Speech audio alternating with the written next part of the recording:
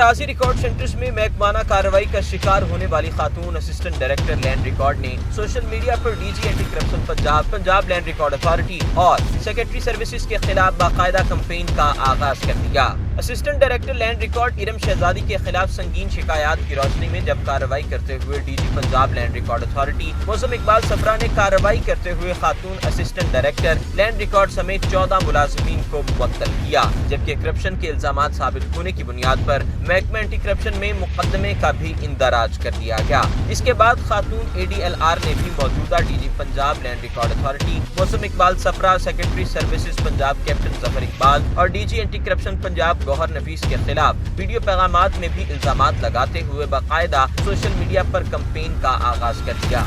दूसरी जानिब मुख्तलिफ व्हाट्सएप ग्रुप्स में ADLR इरम शहजादी के खिलाफ भी दर्ज होने वाली शिकायत के तमाम पेपर्स और रिकॉर्ड भी शेयर हो रहा है।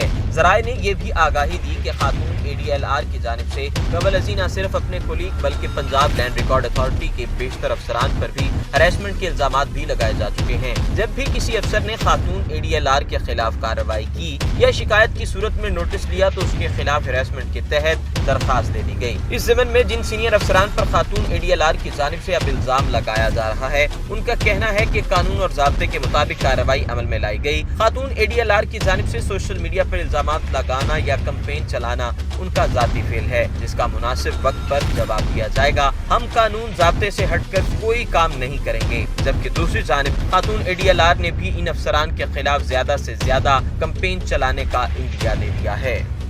अगर आपने अभी तक हमारा चैनल सब्सक्राइब नहीं किया तो अभी सब्सक्राइब करें और बेल आइकॉन को क्लिक करके हमारी लेटेस्ट वीडियोस के बारे में अपडेट जानें।